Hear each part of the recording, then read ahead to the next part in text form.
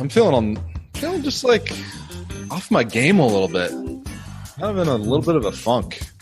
Can you talk a little bit more about that, Mike? Why are you trying to coach me, man? I'm just being honest with you. I'm not looking for a coach right now. Let the man feel his funk. Ain't nothing but the funk, yo. The way I handle it is I just pretend like nothing's wrong. Just play happy music.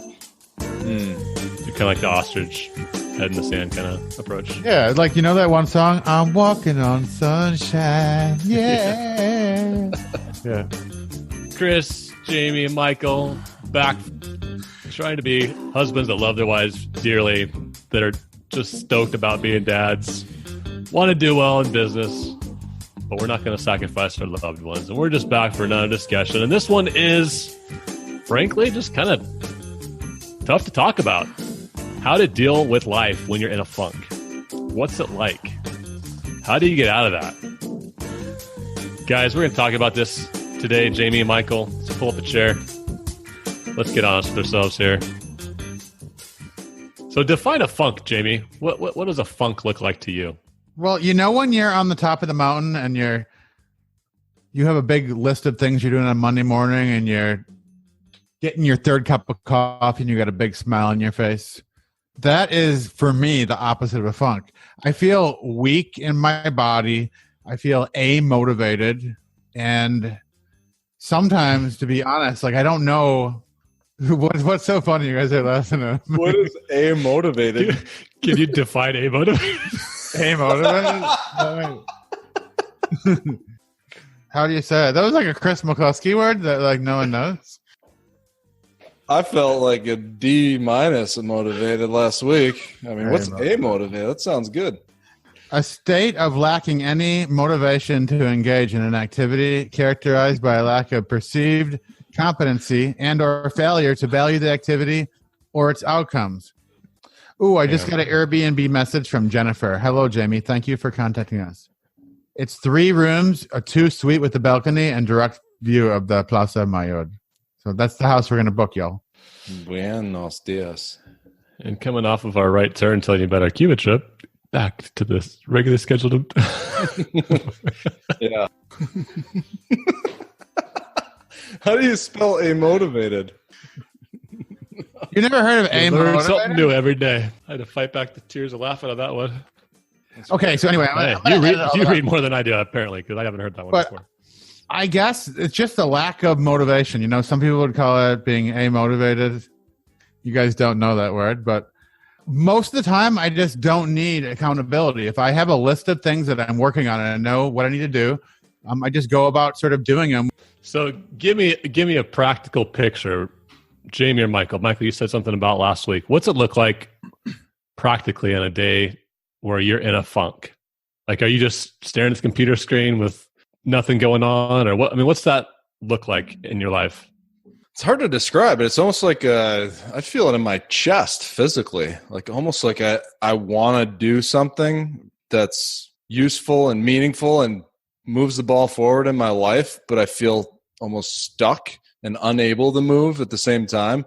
And because I'm unable to move forward, I feel frustrated and mad at myself and ineffective as a man, and it goes on from there on a downward spiral with my thoughts. Mm-hmm.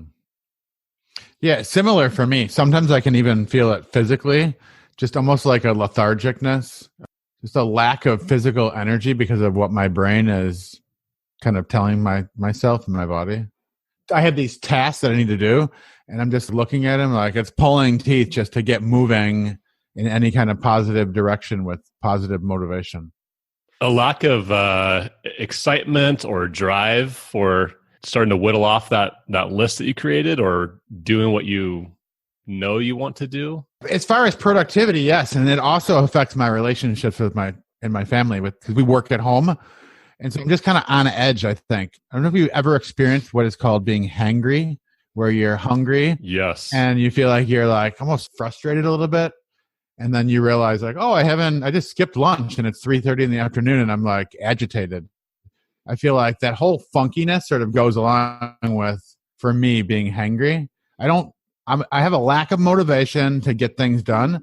And then I definitely don't want to prepare a meal or drink as much water as I should or get out and walk. All that stuff just kind of goes to the wayside. Yeah. It's almost like a loss of hope or expectancy that you're going to have a great day. Like that's how I feel, is I lost that hope that I'm for a lot of things that I was hoping for.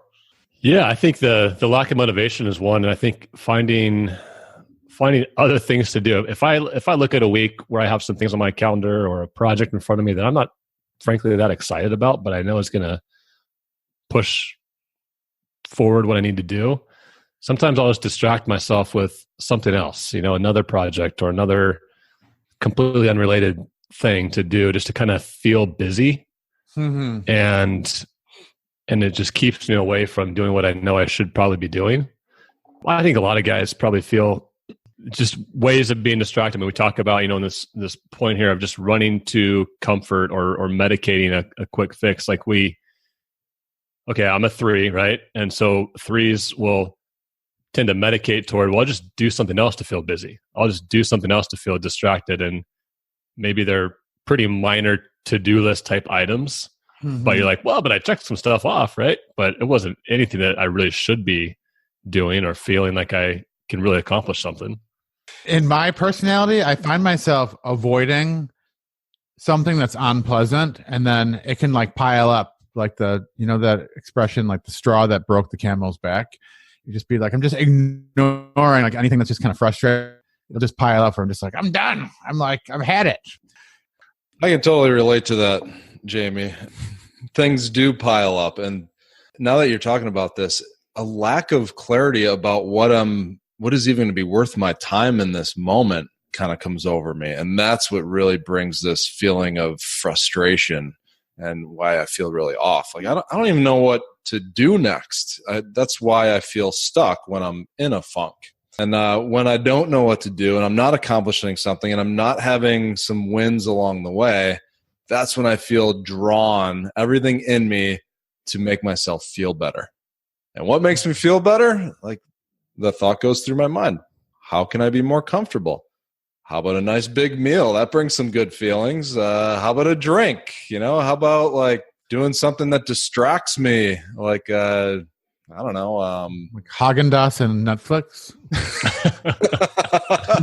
We know what you have planned for Saturday night. Yeah. Michael, as you were talking, I was thinking, it almost sounded like the way you were describing it, like you weren't even aware of what was like, almost like a word picture of you got some like, like a small little splinter, and like you don't even know like where it is that's causing the pain or what's bothering you. You're frustrated because something's going on and you're just like moving forward without even having any awareness. No, I think that's the problem.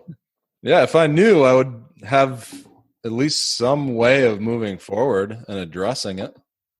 And that's probably what brings us to that next point, right? Of we need awareness. Like, I need help. One of my friends, who's a really brilliant guy, one time he said, you can't read the label when you're on the inside of the jar. I think his name rhymed with Stamy Glingerland. No, but it's a good point, right? It brings us to the second point of it's easy to say. It's easy to say now when we're not in our funk, but sometimes we do just kind of have to get off your butt and do something. Man up and do something to move out of that funk, to find awareness, right? To get out of the jar. And so, guys, how do you handle that? How do you do with that? I call a friend of mine whose name rhymes with Michael Bukreevy. Oh my gosh! No, but I call Michael a lot. He's one of the few guys. He's not a 3 in the Enneagram, so like when I call him, usually he's like looking for a distraction from his work, not like you, Chris. It's like, oh my gosh, Jamie's calling me. Like, I'm getting so much done. Michael's like, I'm getting a lot done, and like it's hurting me, so I want like a break. But I think we've gotten in our friendship from a couple episodes ago. I'd rather refrain from using the word relationship. It sounds scary. Appreciate that. We'll just call up each other and be like, "Hey, I'm feeling in a funk. Pray for me or tell me to stop it." Like that. Like Bob that one, Bob Newhart, right? one of the things that I do is I just simply call up Michael. He has a high level of empathy, and he can listen to me for a couple minutes. And a lot of times I'll just feel so good, just almost take that frustration out of my head and just like lay it out on the table. So it makes a little bit more sense of just what I'm going through, I can just verbalize some of these things that I haven't by myself. So Michael helps me read the label for even though I'm stuck inside the jar. Amen, man. You know, sometimes we just need to be reminded. I know when I'm in a funk, like I need one of my good buddies like you or Chris to like remind me what's actually going on. Like, dude, you got an awesome family, you have an awesome business, like things are going really well. And because I'm in my own head and caught up in these little details, I forget about some of those amazing things that are actually going on in my life. It's good. It's good to have a friend like that can be a soundboard, you know, and if you don't have a friend like that, like get a coach that can do that for you. Have something that's like repeatable, because this is going to happen a lot as guys. And so you have to have some kind of relationship to say, hey, let's get out of your head here and just talk through this stuff. Right. I mean, we do that with each other. We're all coaches. We have other people in our lives that we can call for that as well. But you gotta see outside of the label, as they say. And another one of those things that we can do is change our environment. Like sometimes we just need a physical change in how we're living our lives. I know sometimes when I get caught in my office for too long, maybe I'm in a zone working and 4 hours have passed and I haven't set foot outside of there, haven't breathed fresh air, haven't taken a walk. Sometimes I just need to like go outside and feel the sun on my face, feel a breeze at my back, take a little walk, take a few deep breaths, just kind of interrupt that cycle that I'm in. Michael, I remember you did something similar to that maybe a few weeks ago where you were just in that zone a little bit. And I think you posted something about this, but you had like this awesome time, like a great bike ride. You went kayaking. I mean, talk about that. Sometimes as guys, just the physical environment around us can just get us out of our heads. Totally. And my wife is great about this too. She knows when I start slipping a little bit and I'm kind of not in my normal positive realm of thinking. She's like, you need to go do something like that's good for you. Mm-hmm. And immediately what came to mind is just being on the water. And so I rode my bike down to the waterfront here in Buffalo. It's, I don't know, 4 or 5 miles or something. Rented a kayak, and I kayaked for about an hour of just like actually pretty strenuous kayak, and I was going for it. And when I got back from that, I was a different dude. Like my lungs took in some deep breath. I got to be on the water. I got to like see different parts of nature and just changed my environment and it helped change my mindset in that moment. Mm-hmm. It was like a reset. Yeah, man. I tend to combine those two things sometimes. So Jamie will call, right? And when I return his call after I finish my list, right? Global domination. But same kind of thing. Like if I'm stuck in my office for too long, go take a walk and call a friend. Like just that. Sometimes just that taking a walk, talking through some stuff, getting the vitamin D that we need, just being active, or even sometimes I'll just head to the gym here, my home gym, and throw some weights around, feel a little exertion, and that just kind of gets you out. But that does, it kind of brings us to point through, like sometimes when you get out of your space, out of your head and your elements that you're working through, you have enough space to start taking inventory. Like what's really happening here? Like when you're out there on the river paddling that kayak, you have a little more time to think, a little more time away from the desk. Like that just change of environment really helps. So what does taking inventory of your life look like for you guys? Yeah, I mean, some of it isn't rocket science. Some of it is just, am I getting enough sleep? Did I drink enough water today? Did I get some exercise today? Do I have enough vitamin D? Like, what did I read today that was uplifting and helped me change my mindset? I mean, those are pretty basic things. You hear a lot about that in personal growth, but often when I'm in a funk, some or more than some of those things are missing. And I'm like, oh, no wonder I'm like all beat up. I didn't do the things that actually help sustain me and help me become the person I am today. So sometimes just some of those basics. Absolutely. When you're in the funk, that's when you skip meals and don't go and grab your water bottle or forget to take your walk or do your sit-ups or something. So to me, it's like sometimes it's really hard to do that inventory by yourself. That's why calling a friend or talking to your spouse and just like, I'm not feeling good. Like, what's going on? Like, sometimes you just can't do it yourself. It's good to reach out and call somebody. Yeah, absolutely, Jamie. And I think when I was in that funk, it was a week or two ago, you helped me see some things in my life that are beyond just some of those basics. Like, check out the season of life you're in, man. You have 3 kids, 3 years old and under, and you have a baby who's almost 8 weeks old, and you haven't slept great in about 2 or 3 months. So yeah, of course you're going to be a little off your game. So, take inventory. I needed to hear some of that. I think I remember asking you, like, who would feel at the top of their game in your situation? And you were like, nobody. Like, Nobody. this is just like a normal situation for me to feel like less than optimal with what we got going on in life, Yes. And the same for Chris. You're moving cross country, like packing things in bubble wrap in little boxes and sleeping on the floor. It's like, that's just not the spot when It sounds awesome. Just not the same. Like, oh, we're at Maui for a week at like a resort. No, like you're.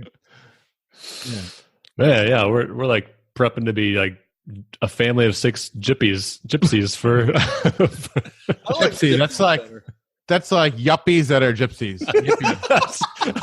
We just totally made a new word. I love it.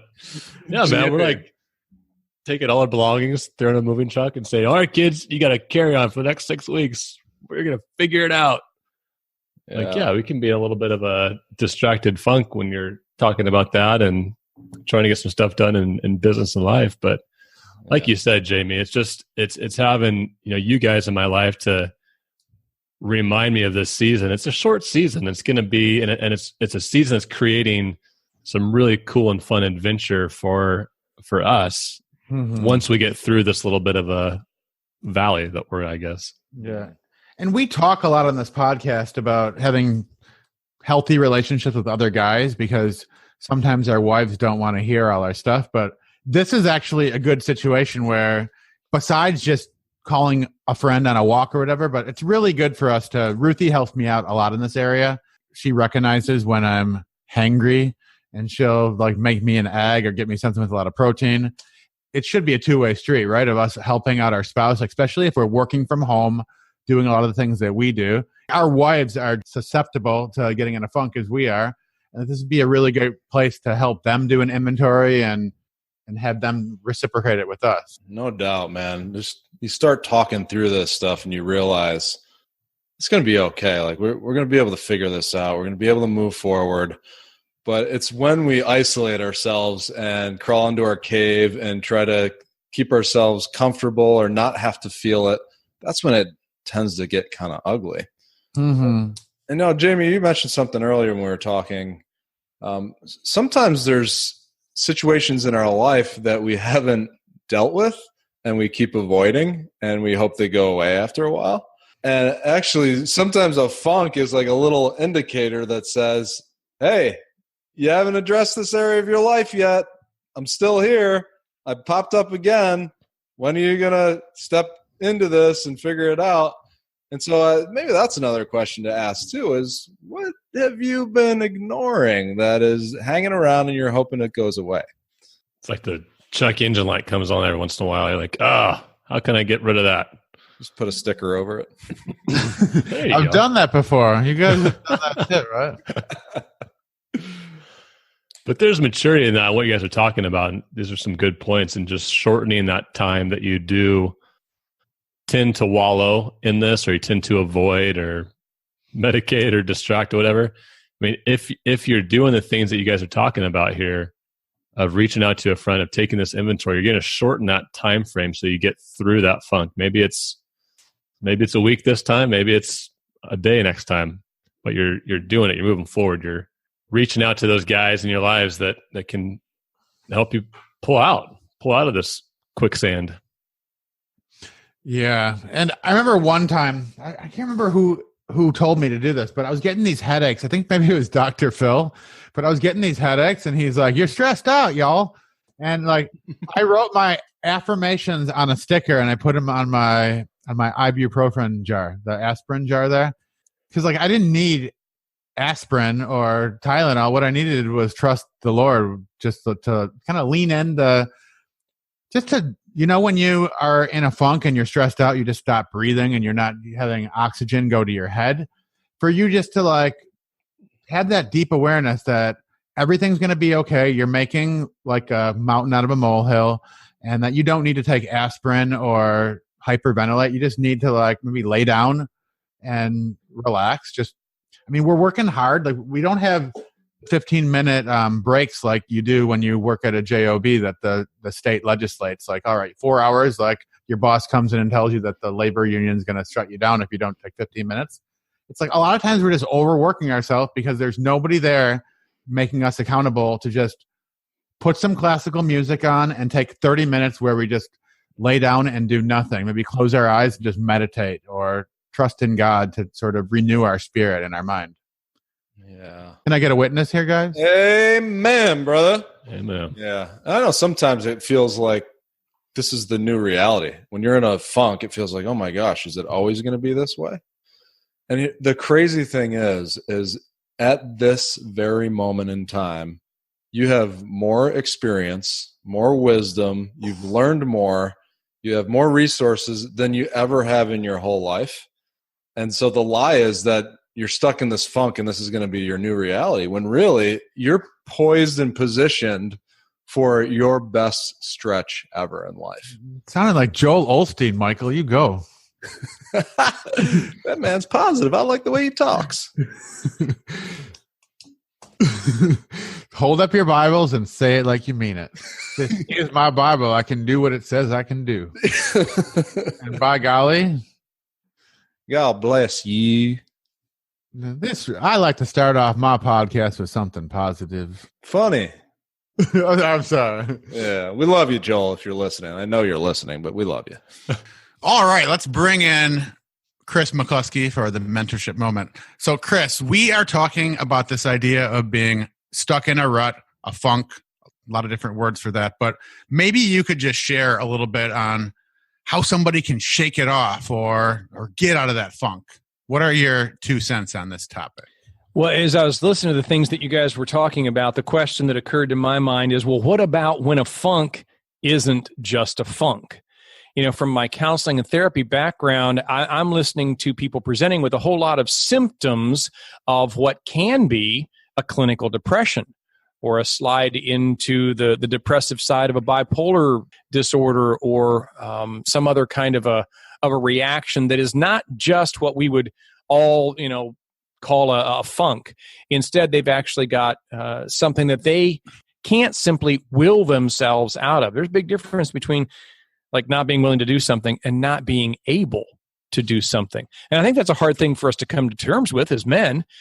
Back when I was running the therapy practice and I looked at the statistics of like how many of all the people that come to see us for counseling here at this Christian Counseling Center, how many of them are men and how many of them are women? I had more women on staff than I had men on staff, but we had about a 70+% representation in our client body of women. Like men just don't go to see a therapist. Does that mean because men don't have as many issues as women do? No, that would not be.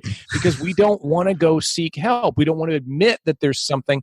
And oftentimes by the time we finally do admit, man, I really got a serious problem here. Yeah, it's an absolute mess. And the damage control and the cleanup is a whole lot harder. So I think it's probably just important to wrap this episode by acknowledging that sometimes men especially, we need to be aware, this funk that I'm not getting myself out of maybe is not just a funk. Maybe I need to be a little more intentional or proactive with this potentially mental health issue like I'm trying to be more intentional with any other aspect of my business life or finances or spirituality or something. Maybe I need to go seek somebody for some good Christian counseling. And so that would be my encouragement at that point. If you don't find yourself able to leave this episode and kind of kick it back in gear, get going again, maybe it's not just a funk. Don't wait. Go seek some help. Yeah, I love that. I know there's probably a reason why it's only 30% of men in the counseling room, right? Because we have that shame of maybe not giving ourselves permission to actually go and seek the help we need. Yeah, I think feels like a failure. Like I couldn't figure this out on my own, and so I need someone to help me through managing myself. That kind of touches a weak spot in a man. It touches those places where we don't even want to explore that sometimes. So that's a great word. Yeah. And we shared about calling up a trusted friend, like, we have each other and we can, I think Niemeyer said it's like the 3 a.m. call where you have somebody that you can talk to at any time because you have that level of trust. But sometimes you might need more help because there's something really going on in there. So awesome. Yeah. I love that. Good advice. If you don't know who else to go to at all, a buddy or a family member or anything, go to your pastor. Now, I wouldn't do therapy with my pastor. That's not what they're there for. That's not what they're trained to do. But going to somebody, some other person, and breaking the silence of I'm the only person who knows how much I'm really struggling right now, at least that opens it up. And sometimes you'll hear something tumbling out of your mouth as you talk to a trusted male, in this case, that you realize, whoa, okay, yeah, I need to get into somebody to help me with this. And that pastor is going to know who the resources are in your community. You don't have to know that. You just need to know enough to take ownership of it and say, I better talk to somebody. There's nothing that's good unmanly about getting help. In fact, a very wise man would know when he does need help. I love it. You took a whole new twist on that topic, Chris. I always love the perspective that you bring. Yeah, this puts a whole new paint job on things. That's from the Jerky Boys. Well, way to lipstick the pig, Chris. That looks phooey. I hadn't thought of that before. The folks on the bridge line really got a lot of value out of that one. I totally disagree with what you said, McCluskey. I mean, you're not even a doctor. No. Field. We're joking, Chris. That was amazing. All right. Well, this party really died. We should probably do our call to action and send her home, right? So how about you? Are you in a funk, and how do you get out of it?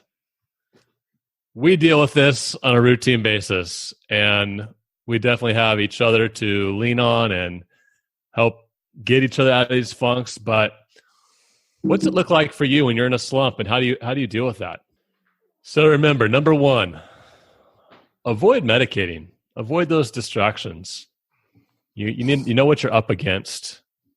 And number two, like we talked about, really just getting off your butt and doing something. It's easy to say when you're not in this slump, but when you're in that valley, you just got to kind of man up and change your environment.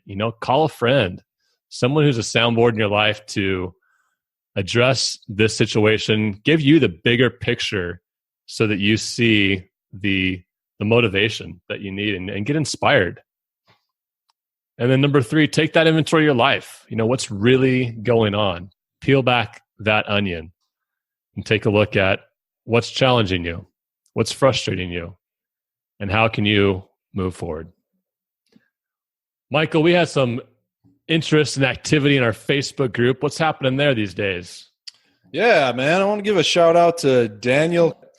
Yeah, Daniel was just kind of open about having a tough time. He reached out and just shared in the group, and we just got this. He just posted this recently. He says, structuring my life and finances to invest 8 weeks solid into focused business building. I've been getting clients with the shotgun approach and birdshot results for a while now. Trusting God for wisdom and success, so stepping out in faith on this one. It's just a guy who's been open and involved in our Facebook group, which has just been awesome to have these discussions and to continue the conversation in there. So if you're listening and you want to be a part of that group, head over to facebook.com/groups/EFM Life. Tell them that Michael invited you, and we might even let you in. And you can also find that directly on our website, efmlife.com. There's also an area to post a question, comments. We love hearing feedback, but let's keep this discussion going. Thank you for listening to the Entrepreneurial Family Man Podcast. Visit efmlife.com to connect with us and others like you who are pursuing success in enterprise, family, and marriage.